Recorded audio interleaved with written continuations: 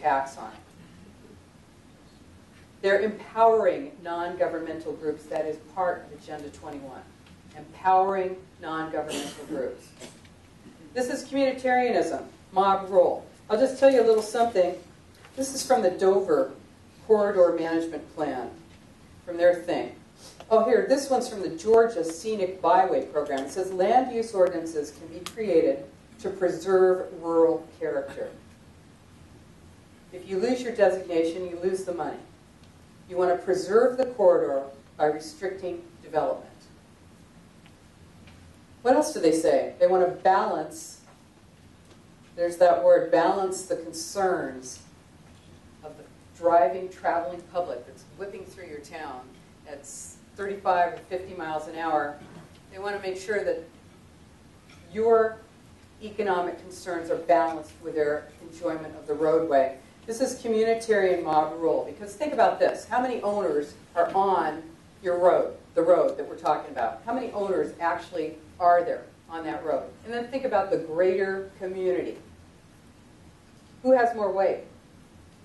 The greater community. That's right. And when you think about this, that is the view shed, right? The view shed. You know, the view shed is what I can see from wherever I am on your road. Well, you don't want to mess up my view shed. I mean, I want to see trees. I don't want to see your tractor repair shop, Bill.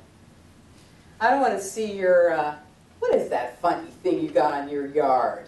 I don't want to see that. That's not going to last. This is a living document. That is what they call it. That is right in their stuff. These are community-based. Come on down. Let's have your opinion on a new plan. Community-based, living documents. Think about that. Think about the rights of the community. Change at any time. These are living documents. Excuse me, that dusty old thing we call the Constitution? You'll see people say this. You'll hear this. You will hear that your comprehensive plan is the new Constitution. You will hear that in planning departments where they are shameless. In my town. Okay, don't forget you're visioning on somebody else's property. Okay, just remember that. You're sitting there with your crayons and your gold stars. That person who owns that property is probably not there. They may not even know that meeting is happening.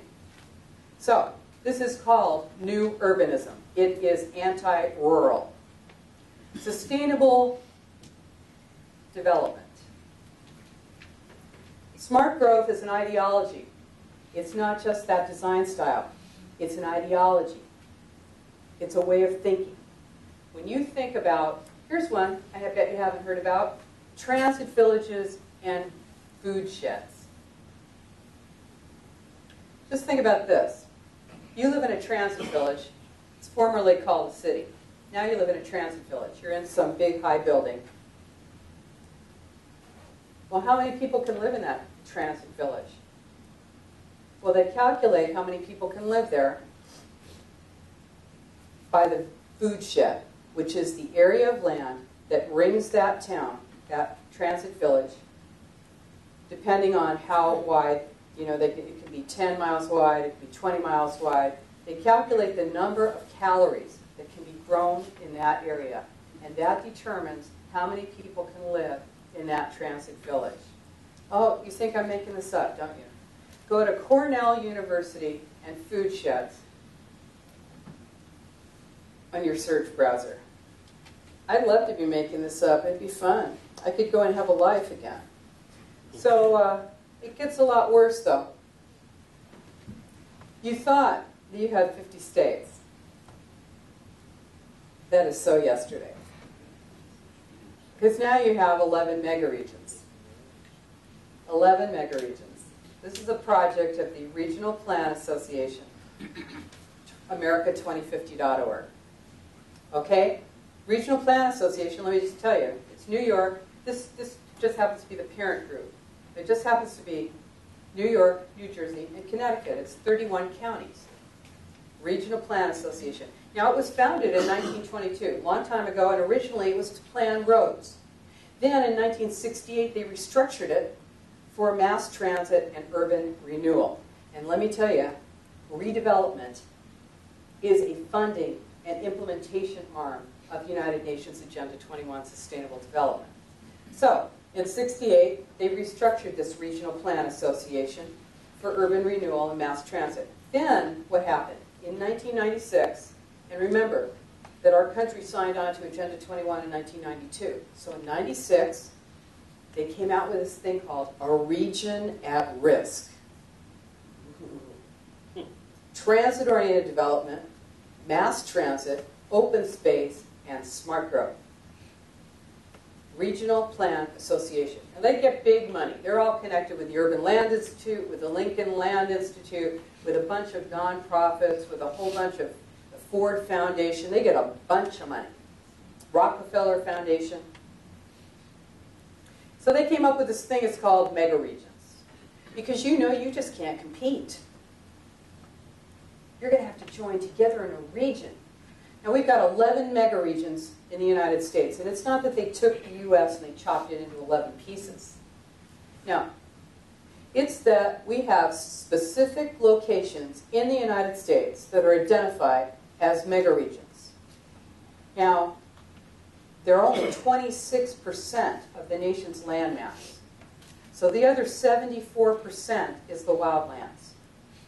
Now, New York is part of the Northeast megaregion. It goes from northern Virginia all the way to southern Maine. It goes west from the Appalachians all the way to the Atlantic. East. What am I saying? It goes from the... Okay, it's part or all of 11 states. Now think about this. I said before, I said this breaks jurisdictional boundaries. Now think about this, because your regional boards do the same thing. They will actually go right through your county. They won't even take the entire county. It'll be something that breaks your jurisdiction, right? I hope you recognize how serious this is. Because when you elect a county supervisor, you're electing someone that's representing your county. When you create, when these regional boards get created, they break the jurisdictional boundary. They create another layer of government that is not elected by you and does not represent you, is not representative. Okay? So think about it. You've got part or all of 11 states. Part or all of 11 states. What are they? Virginia, Maryland, Delaware, Pennsylvania, New Jersey, Connecticut, Rhode Island, Massachusetts, New Hampshire, Maine, and New York. 50 million people, 142 counties, hundreds of cities. You think you've got no influence on your city council now? How much influence do you think you're going to have on that regional board? You don't even know what state it meets in. You've never even heard of it. You don't even know what this is. These are sold to you as an economic driver. Oh, we've got to compete. We've got to compete. We've got to be part of a big region. We've got to think, well, we've got to think globally. Now, one of the mega regions that I think you'll appreciate is called Cascadia. And it's up in part of Oregon, part of Washington, and part of Canada. The Southern California one includes part of Mexico. These not only break your jurisdictional boundaries in the U.S., they break your sovereignty. Now this right now is sort of an economic region. But I want to remind you that the European Union began as a trade agreement. So this is what you see. So you've got your regions, livable community partnerships, you've got your sustainable communities, one planet communities, unelected boards and commissions. Am I going on too long? Are you? Should I? Yeah, good. Bring it back into the comprehensive plan. I mean, that would be more helpful for me. Well, I'm not going to do that right now, but I'll be happy to talk about it in a little while, because I want to really take it. I'd be happy to take it through there on our questions, but I just kind of want to make sure that you're with me, okay? Because this is where we're really going with this, and you're going to miss out. Okay, so here it is, the United Nations. Now look, we're not talking about something that's out there, that's distant from us. that's not impacting us. We are talking about a global plan that is implemented locally. So the United Nations has a land use plan. They have a policy on land use. And they developed it in 1976 at the UN Conference on Human Settlements. That's where you live, in a human settlement. Okay, so they said land cannot be treated as an ordinary asset, controlled by individuals and subject to the pressures and inefficiencies of the market. Oh, no, no. Private land ownership is an instrument, a principal instrument of the accumulation and concentration of wealth, and it therefore contributes to social injustice. Public control of land use is therefore indispensable. Public control of land use is therefore indispensable. Think about this, that we are transitioning from ownership, private ownership, to public ownership of our land. If you have doubts about communitarian law in the United States, just look no further than the Kelo decision right next door in Connecticut, New London, Connecticut, 2005. Now everybody thinks that what that Supreme Court decision did was that it made it so that I could take your land and give it to you. But that isn't the case, because that already existed through redevelopment. Redevelopment said that as an economic interest, the city could declare you blighted, take your land, and give it to you. That was already there. No, what did they do? They redefined public use. The Fifth Amendment of the Constitution, it says that you are entitled to just compensation if the government wants to take your land for a public use, right? Well, what did they do? They redefined public use. They said, hey, public use is whatever we say it is. It's whatever makes more money for your local government is public use. The end justifies the means. This is a communitarian law. The end justifies the means. So, now we get to you. In the wildlands. 37% of New York State is owned by the federal, state, or local government. The wildlands are a plan to remove humans and human activity from rural and suburban areas.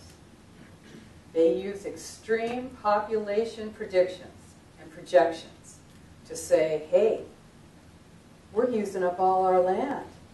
We're about to have millions of people in our country, millions more people than we have now, 130 million more people than we have now. Now, I don't know about you, but I'm a little past the childbearing years, and so are most baby boomers. We're a big hump, and we don't have that long for this world. So we're talking about 130 million people. We have 300 million people in the United States. We're talking about 130 more million people. This is how you feel that fear. What are we going to do? We're going to have all these people. We've got to have a place for them to live. We've got to build smart growth. We've got to get these people off the rural land because they're using up nature. And we need linkages so that Bambi can get together with Bambo. We need linkages. We need corridors. We need corridors. Now remember, it's unsustainable. Dams, reservoirs, straightening rivers, erosion control, flood control, brush cutting. How about those fires? Brush cutting, forestry management. These are unsustainable. You know what else is happening out in the wildlands? They're releasing wild animals, wild carnivores, back into the wild. The Florida panther. Yeah. Wolves. They got these gray wolves from Canada. They're coming down now into the northern part of the United States. Gray wolves. Yeah. I think I'll go take a walk. Go take a hike out there in the wildlands. Right? Watershed, viewshed, ridgeline, biotic resources, scenic easements, streamside thresholds. You know what? The American Planning Association, I told you they wrote that book.